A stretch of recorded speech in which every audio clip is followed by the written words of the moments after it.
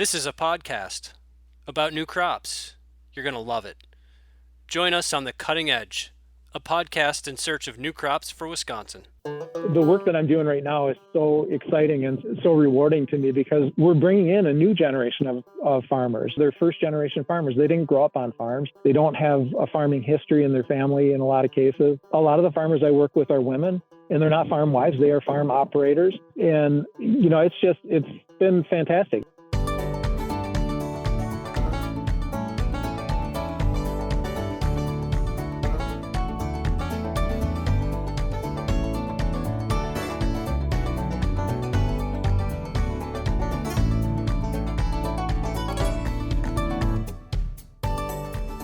Welcome to another episode of The Cutting Edge, a podcast in search of new crops for Wisconsin. I'm your co-host, Stefan Mirsky, with UW-Madison Extension. In this episode, we tried something a little different and collaborated with our friends and partners at the Savanna Institute. Co-hosting with me today is Jacob Grace, who hosts their podcast, Perennial AF, Perennial Agroforestry, that is. The Savanna Institute is a nonprofit based in Spring Green, Wisconsin, that works to scale up agroforestry in the Midwest. We'll put a link to their podcast in our show notes. Our guest today is Paul Dietmann, author of Fearless Farm Finances and a senior lending officer at Compeer Financial, who works to provide loans and other assistance to emerging market farmers in southern Wisconsin and northern Illinois. In this interview, we ask Paul what financial advice he has for farmers getting into emerging markets, and we get the scoop on what enterprises are the most profitable and which to maybe reconsider. We also spend a fair bit of time talking about the pros and cons of buying land, which is perhaps a reflection of what Jacob and I have been thinking about. Before we get started, I'll just mention that there is some wind noise on Paul's recording since he was talking to us outside on his farm. My name is Jacob Grace. I work with the Savanna Institute, which is a nonprofit working to support agroforestry in the Midwest, and I host the Savanna Institute podcast. And I'm Paul Dietmann. I'm with Compeer Financial, and I'm the co-leader of the Emerging Markets Loan Program at Compeer, which is a loan program for farmers who market their products directly to consumers or who are doing something in value-added agriculture. Paul, I was wondering if you could just kind of give us a little background of Compeer Financial, the history of the company and what it does and who it serves. Sure. Yeah, Compeer is part of the nationwide farm credit system, which is a network of farmer-owned, farmer-led cooperatives that was actually started in 1916 by the federal government. So we're a government-sponsored enterprise, although there's no government money in the system at this point. The system was started because farmers didn't have access to reliable and affordable credit back then. And that's still really our mission today is to provide financing to farmers. And so your role is as a emerging markets loan provider. Can you just describe a little bit what kinds of investments fall under the emerging umbrella and maybe some examples of different people you've worked with in the past? Yeah, our emerging markets program, we started that 5.5 years ago at the time of the merger that created Compeer Financial. Compeer was the result of a merger of 3 different farm credit system associations. I was with Badgerland Financial prior to the merger, which was the association that served southern Wisconsin. And now we serve about 2/3 of Wisconsin, the eastern half of Minnesota, and the northern half of Illinois. We started the emerging markets program because we wanted to make sure that small scale farmers didn't really get lost in the shuffle when the merger happened. And it's really designed to work with farmers who are operating in local and regional food systems. So we work with a lot of small scale vegetable growers, CSA operations, a lot of direct to consumer meat operations, a lot of small value added businesses. I've got some meat processing businesses in my portfolio. I've got some cheese plants, other manufactured products or value-added agricultural products. Got a little bit of indoor agriculture, not a whole lot, but pretty much anything outside of traditional corn, soybeans, dairy, we've either looked at it or we've got it in our portfolio. Great. And one of the ways that people may have encountered you is that you've co-authored a book called Fearless Farm Finances, which is now around 10 years old, and I know there have been a couple different editions of it. Would you like to say a little bit about how that came together and what some of the things were that you changed in the updated version? Yeah, we the impetus behind the book. I was serving on the board of Moses, Midwest Organic and Sustainable Education Service, which has now become Marble Seed. And at the annual conference, the annual Organic Farming Conference, which is one of the biggest organic farming conferences in the country, they have a bookstore and they sell a lot of books. I think I was on the board at the time. I think it was probably $40,000 to $50,000 worth of books they would sell during the course of a 3-day conference. And we had a board retreat shortly after the conference one year. We were talking about the bookstore and talking about the fact that there were really very few books about farm business management. And even the ones that were out there, and it was a handful, like maybe 2 or 3 is about all that were out there. And they only got about as deep as enterprise budgeting. So a couple of us on the board and Jody Padgham, who was the finance director of Moses at the time, started talking about how we really need a publication or a book that covers every aspect of farm financial management, from balance sheets, income statements, cash flows, investment analysis, record keeping, pretty much anything any topic you can think of that pertains to farm financial management should be in one reference material. And that's really what led to us writing the book. We got a grant from the USDA Beginning Farmer and Rancher Development Program to write the first edition of Fearless Farm Finances, which, as you said, Jacob, came out probably 10 years ago. We rewrote the book and came out with a second edition. I think that was maybe 5 years ago or so.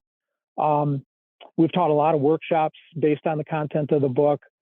I don't even know how many copies it's sold at this point, but it's really been widely accepted, which I'm happy about. We tried to write it in a way that it was technically accurate, that it followed the recommendations of the Farm Financial Standards Council, which is kind of which is an organization that came out of the farm crisis of the 80s, and it was an attempt to get lenders and accountants and farm financial educators all on the same page and agree on a set of standards that everyone follows to look at balance sheets and analyze ratios and look at cash flows and income statements, all those sorts of things. So we wrote the book in a way that's technically accurate, that follows the recommendations of the Farm Financial Standards Council, but we wanted to write it in a way that it didn't look like a textbook and didn't feel like a textbook, that it was more farmer friendly, and that a farmer could pick it up and read it and sort of see themselves in it and figure out easily how they can get a hold of the finances of their farm operation. Yeah, I can say it definitely doesn't feel like a textbook. And I know over the last month, Stefan and I have both had copies of Fearless Farm Finances, and we've been looking through it. And it's very easy to open it to any page and immediately start learning things and to immediately kind of engage. And there are pictures and there are people and quotes and stuff. So I was really impressed with how easy it is to read and how engaging it is. So, well, thanks. Yeah, I'm glad that you found it that way. And Paul, you mentioned that you came out with the second edition 5 years ago, I think it was. Can you just talk about what some of the revisions are that you made? So yeah, after the first edition came out, we taught quite a few workshops based on the content of the book, and some of the questions that kept popping up over and over again, we were taking notes and keeping track of those things, and realized that we needed to maybe go back and revisit the book and try to rewrite some sections, maybe add some sections, try to explain things maybe a little bit more clearly. And so we really did a pretty extensive rewrite of the book. Basically, every chapter, we went back and at least rewrote a piece of it. And then we added a few chapters. We built out the chapter on how to work with a lender.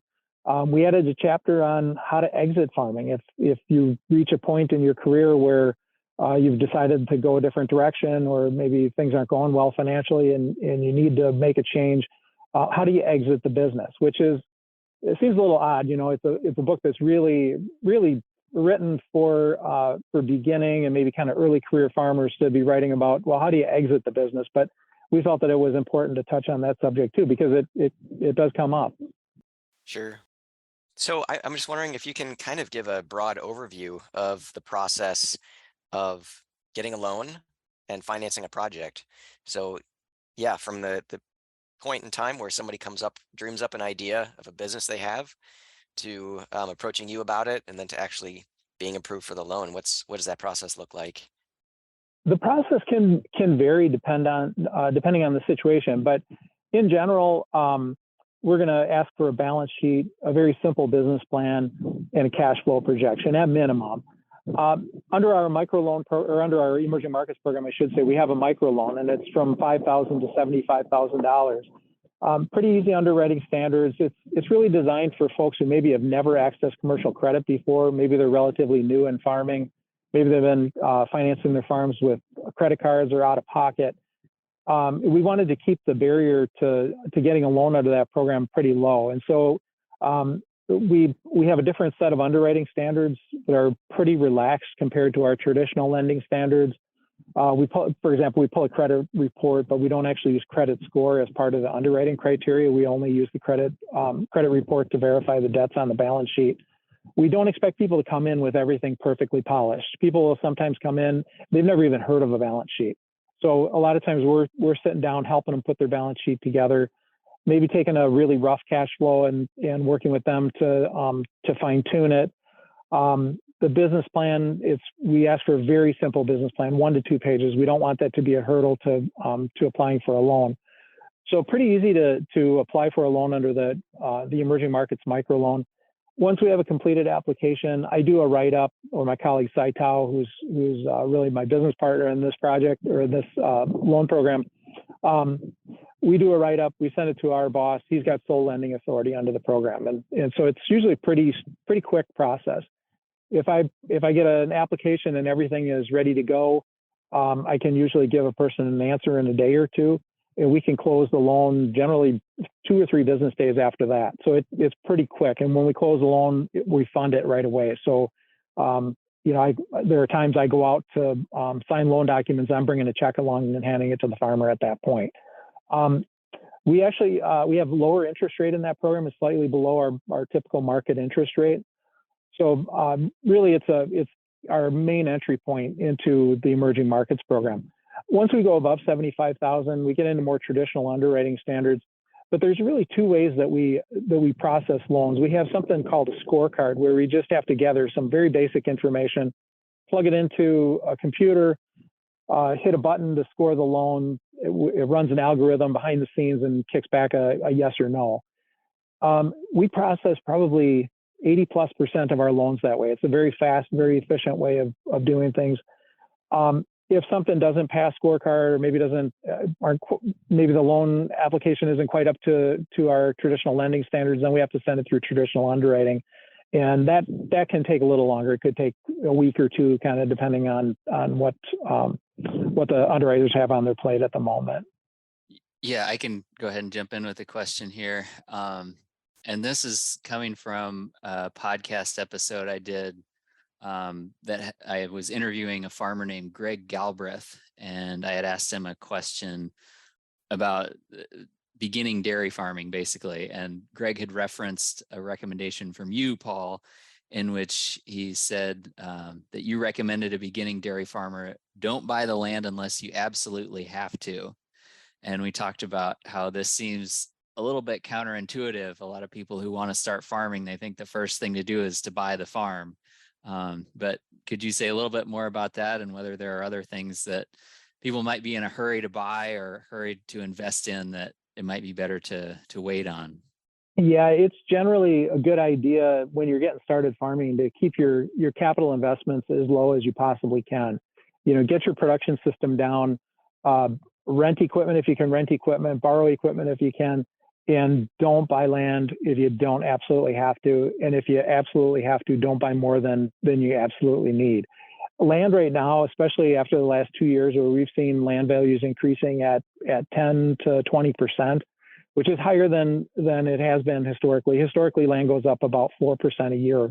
The conventional ag economy has been really strong the last 2 years, and farmers have money to spend, and they're bidding up land, even with interest rates double what they were a year ago.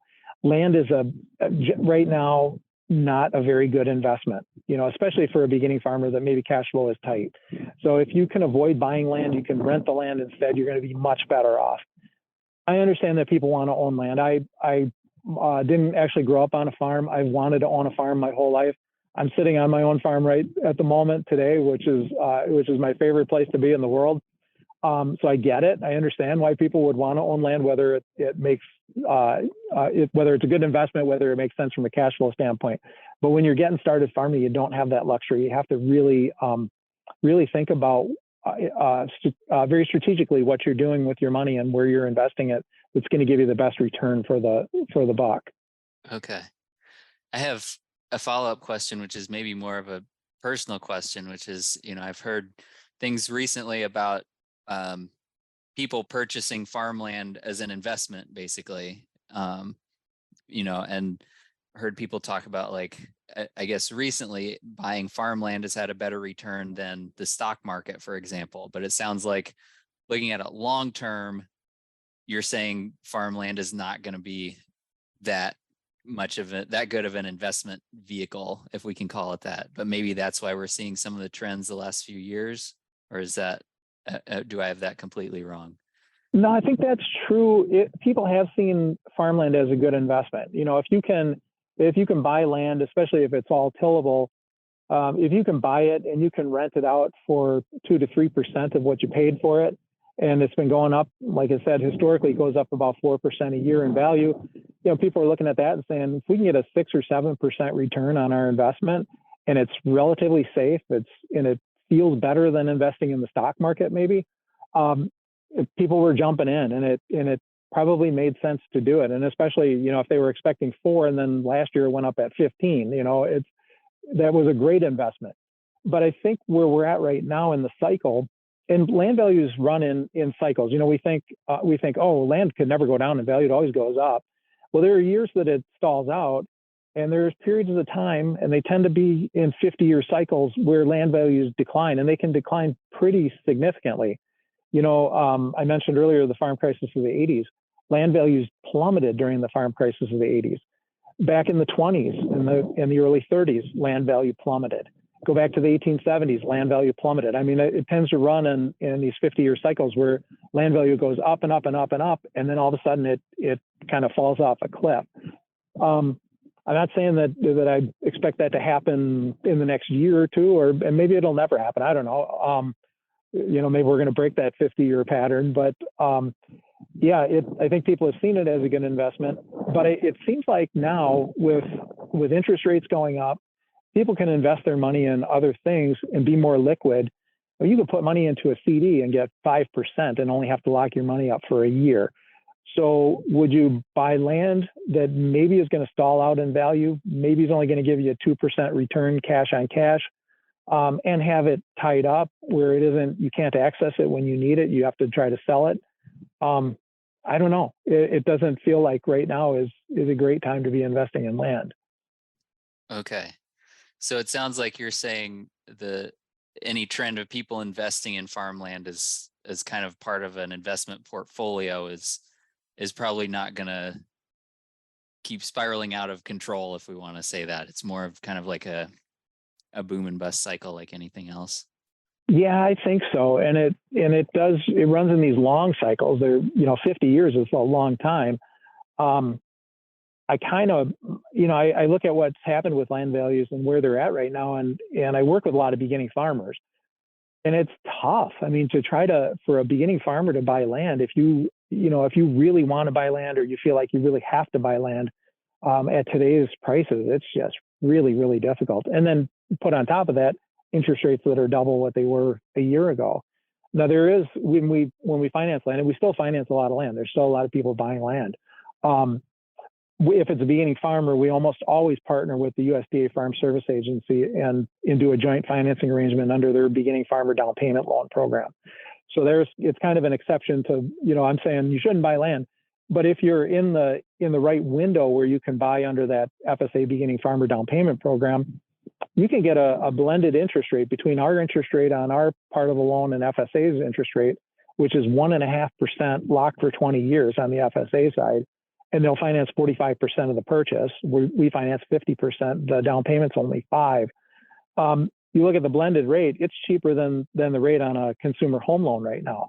So if you were looking at buying just a relatively small acreage with a house and some buildings or something, then I would say it probably makes more sense to to look at buying some land if that's what you want to do and that's what you need, and end up with a mortgage that's about like you would have on a house in the Madison suburbs or something like that.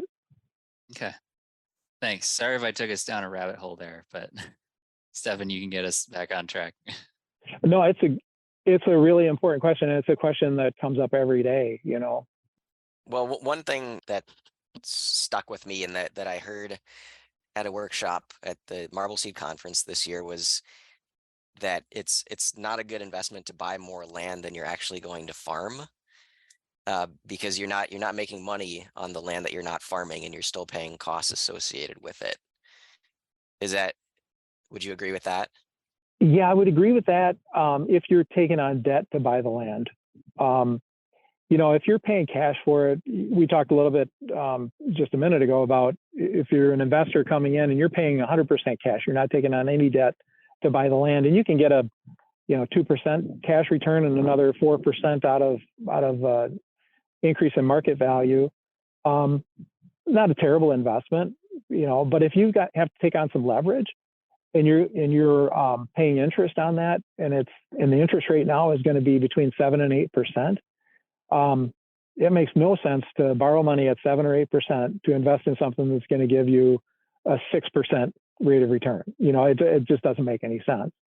So yeah, I don't think if you're a beginning farmer or an active farmer, I should say, not even just a beginning farmer, to buy land right now and take on that debt, especially if you're not going to be farming it yourself, it's a really tough decision to justify.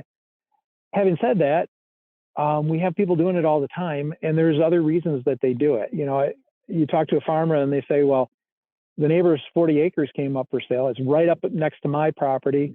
I don't want to take a chance of someone buying it and building their starter castle in the country, and then we don't have access to it anymore. We can't rent it, and they're complaining about us spreading manure and that sort of stuff. I get it. I mean, there's other circumstances that come up where it feels like, boy, I know it's not a good investment, but I still have to do it if I can cash flow it. Okay.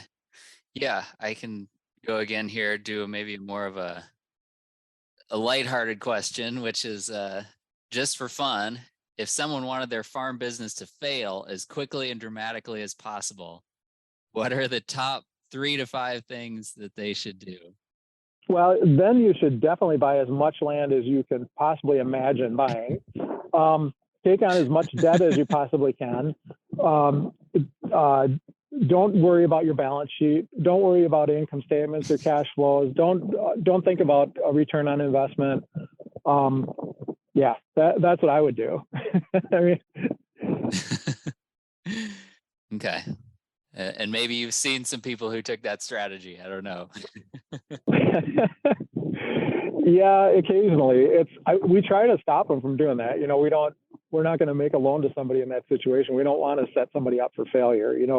I work for a co-op, and we worry about our members, and we care about our members, and I don't want to make a bad loan because that it costs everybody. It costs all of our members if I'm making bad loans. So yeah, and farm lending is it's a relationship business. So we're not just looking to make a loan. We want a relationship that we're going to be with that farmer for their whole career. And so, yeah, we want to make sure that they're not getting themselves into trouble. Yeah. I guess to follow up on that, now I'm thinking of conversations I've had with Marie Raboyne, and it makes me think, how do you talk to people if they're saying, I know this isn't a great idea financially, but it's my dream and this is what I want to do, and I just need to make it happen?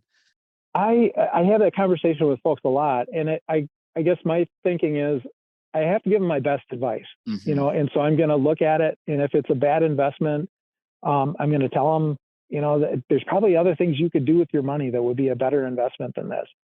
And if they're bound and determined to do it and they can cash flow it, I'm probably still going to be with them. And a lot of times you got folks that have outside income, they've got off-farm income. So it may not make sense to buy a piece of land. We keep talking about land, but it could be a piece of equipment or something else. It may not make good financial sense to do it, but they've got the cash flow to do it. And it's what they dream about doing and they want to do it.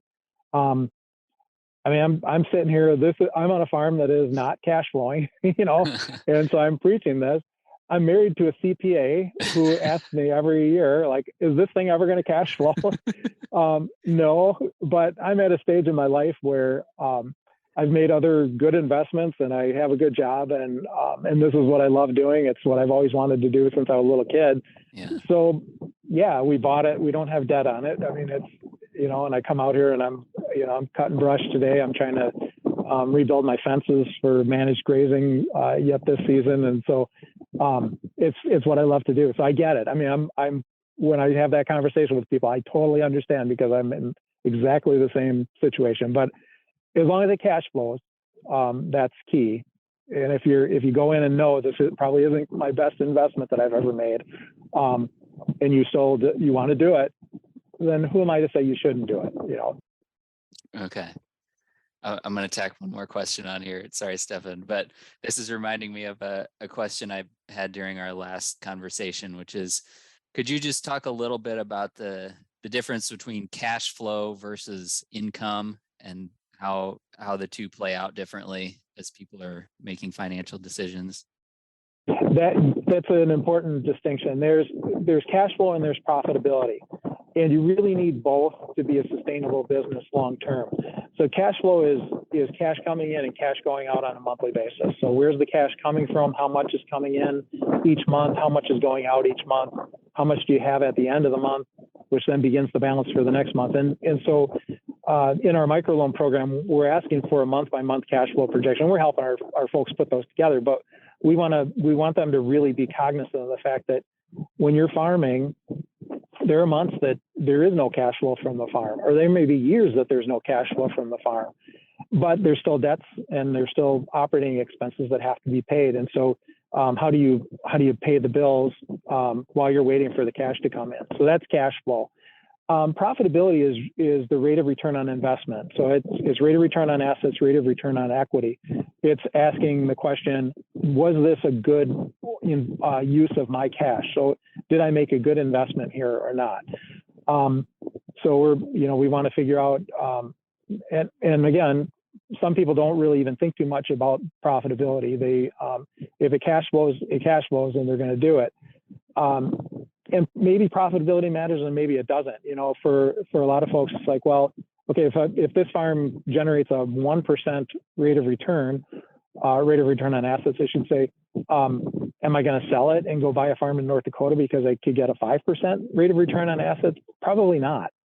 Where it comes into play is at certain stages in your farming career. It's when you're making another capital investment. You want to put up a building, or you want to, buy more land, or whatever it is. Then we have to see if it's profitable and does it make sense to take on debt if you have to take on debt in order to make that investment. The other time that it really comes into play is when it's time to transfer the farm to the next generation. You may not know if the farm's profitable. Maybe the farm has not been profitable for 20 years, but it's cash flow. You've had enough cash. You didn't have any debt. The kids are grown. They're out of the house. You don't have that drag on your household cash flow. So the older generation, maybe the farm's been cash flowing just fine. The next generation comes in, if they have to take on some debt to try to keep this thing going, and they have to pay market value for all of the assets, there's no way they can do it because the farm hasn't been profitable and they can't be profitable. And then they also can't cash flow it. So they're both important things to know. Cash flow more critical on a month by month, year by year basis, but profitability is also really critical, and the business won't be able to sustain itself long term if it's not profitable. That's why we see farm assets a lot of times transfer at less than market value, because the business wasn't profitable and there's no way that next generation can pay full market value and have it as a going business. Okay. So if I were to try to make a farming analogy from that, could I say that cash flow is about like trying to keep something alive and making sure it hasn't died, whereas profitability is about making sure that it's growing bigger and getting bigger every year, or some years at least? Yeah, I think that's a good analogy. Okay. I'll look for it in the next edition of Fearless Farm Finance. I'll quote you. Okay. I want to see a little schematic of that too, a little diagram. But speaking of cash flow, so Jacob and I both work with a lot of perennial systems and agroforestry systems where crops are not going to be providing any cash flow for several years. So, like if somebody comes to you and wants to plant some berry crops or hazelnuts, or even maybe chestnuts that'll take 10 to 15 years to produce anything, how do you? I Yeah, and mean, can we yeah, finance something like that? Would that be part of the question too? yeah, yeah. Yeah, perennial crops present a bit of a challenge because you still have to cash flow those. And if you're taking on any debt for it, we have to have a loan payment every year, and we can do sometimes interest only. We have something called the preferred capital line. I haven't done a lot of those. I've written a few, and they're for perennial. I've done them with perennial crop farmers, where it's interest only for a period of time, and it can be a pretty lengthy period of time, like even 5 years or more, and then converts to a term loan after a certain period of time when there's a crop coming in and providing some cash flow. Otherwise, a lot of folks are cash flowing with non-farm income. So as long as there's household cash flow, we don't just look at the farm cash flow. We look at the whole cash flow from the farm household. So as long as there's enough cash flow to cover the loan payments, we can still make loans in that situation. A lot of times folks are staggering their plantings so that they're not taking on too much all at once, especially if they're taking on debt, because they want to get to a point where they've got some cash flow and not taking on a debt load that's really drawing so much on their family household income. Just to follow up on that a little bit, so would you say that perennial systems and agroforestry systems are viable without any off-farm income, or is the off-farm income a really important component of getting a loan? It typically is important in those situations, unless you also are growing annual crops too that are providing some cash flow, or you're more established. If you've done plantings, you've financed them out of pocket for 4 or 5 years, and now you've got some crops coming in to sell, and you're taking on some debt load to expand the operation, that makes it a little bit easier to cash flow it from the business. But yeah, otherwise it is important, if you're going to take on debt, to have some cash flow to be able to make the debt payments. Okay. Stefan, if you want to keep going, I think I've gone through most of my questions. Okay, sure. I've got another one for you, Paul. So I'm wondering if you can just give us a few examples of some of the most profitable ventures that you financed, and maybe some of the least profitable ones that people should steer clear from. Yeah, there's it's surprising. I work with mostly really small farms, a lot of first generation farmers. Some of the more profitable ventures are things like small scale vegetable operations. A lot of them have been pretty profitable. They're a lot of work. I mean, it's very labor intensive. I've got some flower farms in my portfolio that are doing pretty well. A lot of my small scale livestock producers are doing well, especially if they've got access to reliable processing. That's always been a big hurdle, or it's gotten worse since COVID, finding processing space. So those are some of the more profitable things. Anything that doesn't require a huge capital investment is a lot more likely to be profitable and to be able to cash flow. The least profitable ventures that I've worked with are things that require a huge capital investment to get started. Aquaponics is one that is just historically been really, really tough to make a living at, especially here in Wisconsin. A lot of times they're growing tilapia in those systems. Tilapia is a tropical fish, and you're growing it in Wisconsin in an unheated greenhouse. It's just really tough to make something like that work. From a lender standpoint, it's really tough to finance too, because the infrastructure for an aquaponics operation, there isn't much collateral value. It's plastic pipes and tanks and pumps and things like that, and maybe a hoop house over the top. There's just really not much there for collateral value. So you pretty much have to self-finance an aquaponics operation. That's probably the single toughest business I've seen to make work. It's just a really, really hard thing to do. Other types of indoor agriculture, though, I've got some greenhouses in my portfolio that are doing really well, that raise bedding plants, things like that. So I don't know, people find a way to do pretty much anything and make a living at it. But yeah, there's some ventures are tougher than others. Goat dairy is another one that tends to be a really tough business to make a living at. Just because there's sort of a low barrier to entry to get into the business, and there's not a lot of infrastructure built out. We don't have a lot of feed people who really understand goat rations, and we have some veterinarians who understand goats, but not a lot. So I don't know, there's just a whole host of issues with the goat dairy business that makes that one kind of a tough one too. Mm-hmm. Yeah, you mentioned indoor agriculture being kind of a tough one. But it seems like that's becoming more and more important with climate change and climate variability. And I know there's been more indoor agriculture popping up, and I'm just wondering what do you see as the future of those? I think people are eventually going to figure it out, but I don't think we're there quite yet. There's been a ton of venture capital that's gone into indoor agriculture and some pretty sizable indoor agriculture ventures. I think people look at it and they love the technology of it, and it seems like it makes a lot of sense to be able to grow food year round in a big city. But in reality, there's as much venture capital has been invested, there's been a lot of venture capital lost in that business too. It's just been a really tough one to make go. Again, I think at some point people are going to figure it out, whether it's using more renewable energy, it's more efficient lighting, it's, trying to figure out ways to keep the capital cost down. But right now it's just not there. It's just a really, really tough business right now. Speaking of renewable energy, seems like agrovoltaics is getting a lot of attention. And it seems like the economics of it have gotten a lot better recently. Do you work with people who are looking to put in renewable energy systems on farms? Yeah, we work with some folks who are doing solar, and we can finance solar operations, small scale. If it's field scale, that's a little tougher because it's seen as taking land out of agricultural production.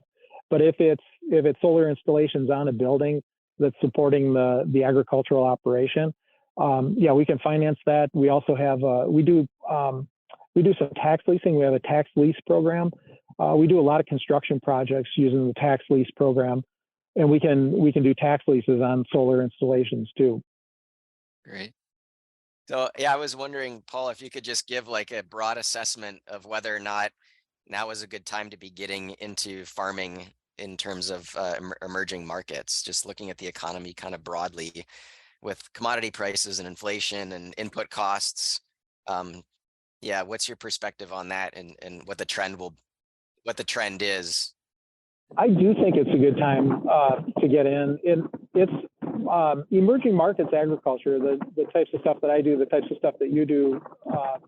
It's those markets have tended to be pretty resilient. If it's direct to consumer agriculture, where you've got more of an ability to set your own prices, that type of agriculture just exploded during COVID.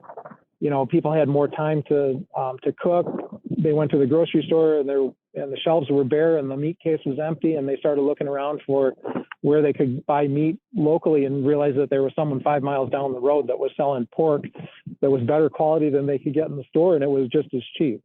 Some of that's backed off now, but the market in general has been pretty resilient. People like buying direct from the farm and like knowing where their food is coming from. So I think that there's always good opportunities. The nice thing about this type of agriculture too is that it generally doesn't take a huge amount of land. So you can, or you can, if you're grazing or something, you can rent grazing land. So you can get into it at a reasonable cost.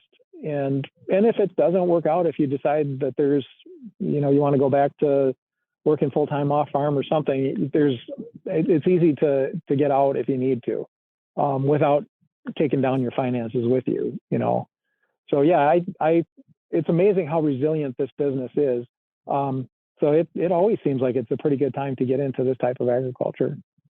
That's great. And that reminded me of something we talked about the last time we recorded one of these conversations, which was lost, and we won't talk about that because it was my fault that it disappeared. But you talked a little bit about how you're an ag lender and you were starting your career in the 80s, I believe, during the farm crisis. And can you just say a little bit about what it was like then and what it was like to be starting a career at that time?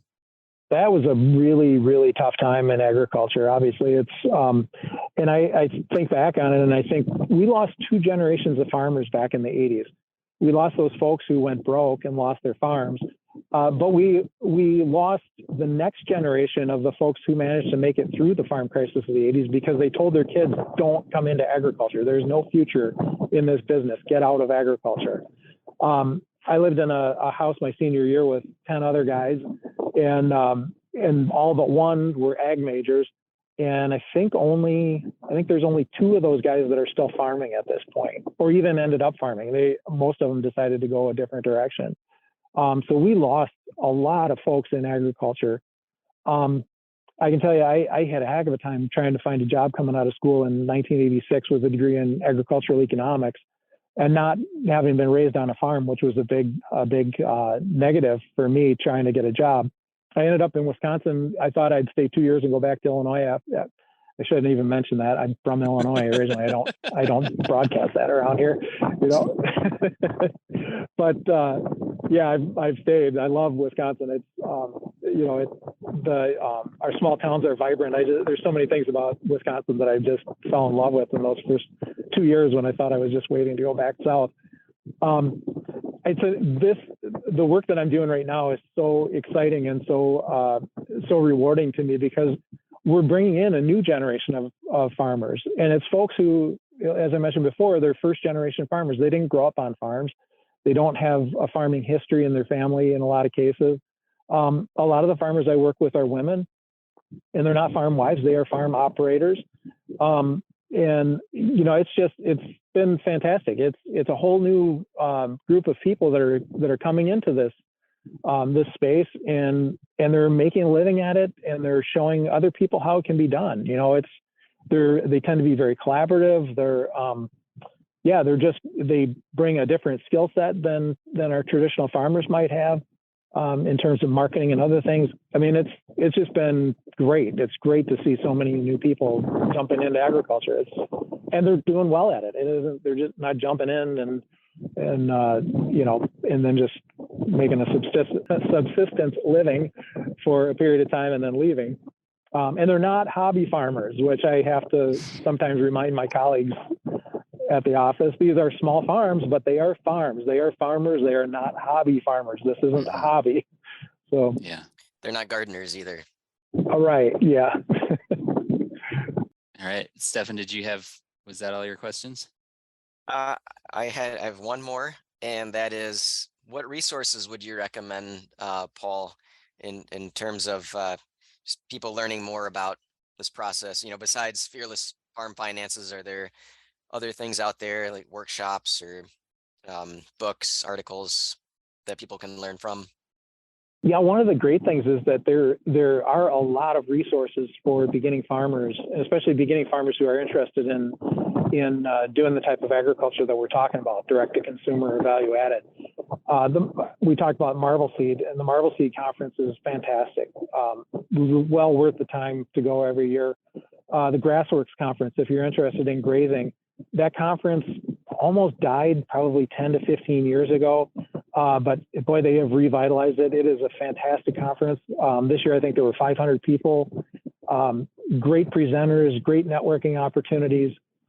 We've got things like the State Line Farm Beginnings program to help train beginning farmers, not just in the financial side of things, but in marketing and business planning and all those sorts of aspects of farming too.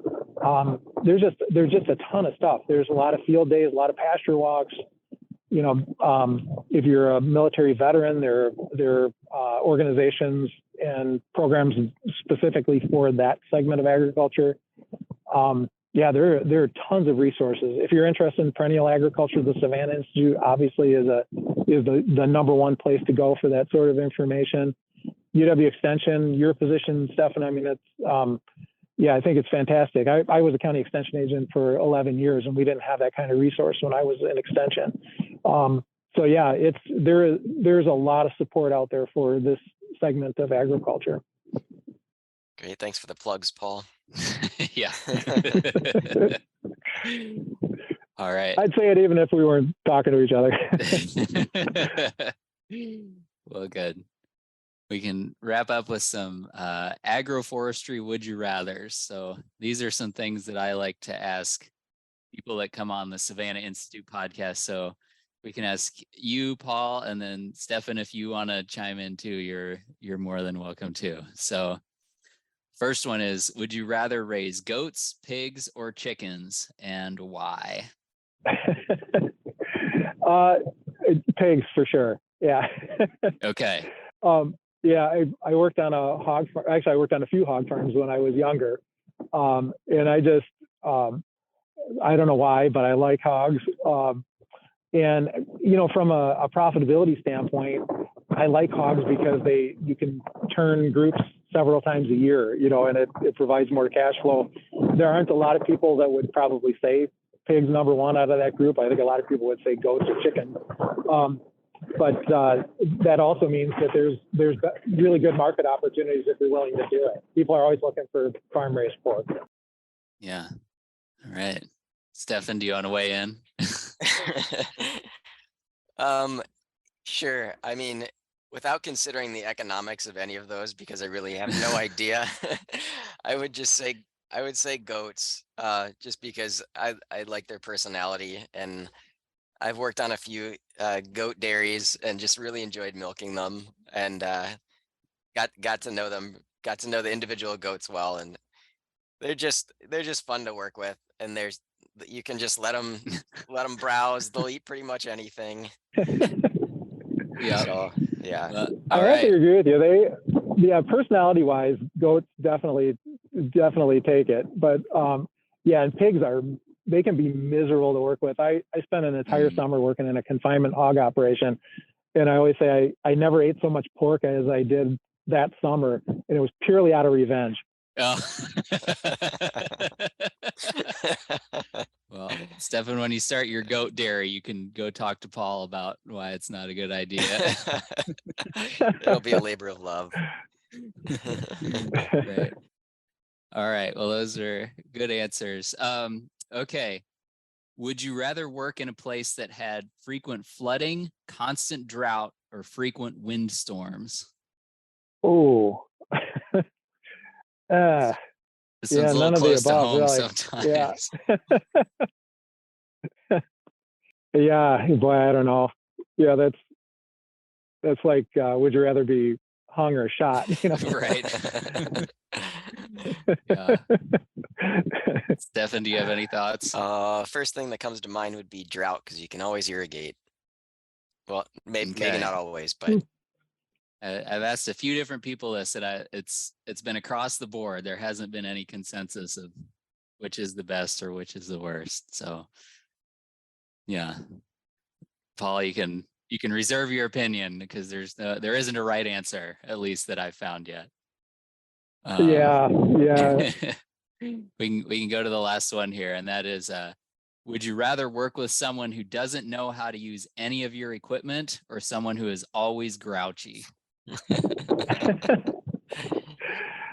Yeah, I'd rather work with someone that doesn't know my equipment, and I do that. I have two sons that come out and help, and I'm slowly training them to use stuff. At least they can be taught, and they always are fun to have around, and they're pleasant to work with. So yeah, I'd rather teach somebody how to use it than to have to put up with them complaining all day long. You mean your sons don't complain all day long? They're generally pretty good when we're out here, if I can get them out here. That's the challenge. Yeah. Yeah, I'd have to agree with Paul on that one. No doubt about it. Well, that makes sense. All right. Well, thank you both for putting up with that, and thank you, Paul, for taking the time to talk with us a second time. Oh, you're welcome. Yeah, it's good talking to you guys. Thanks, Paul. This is fun.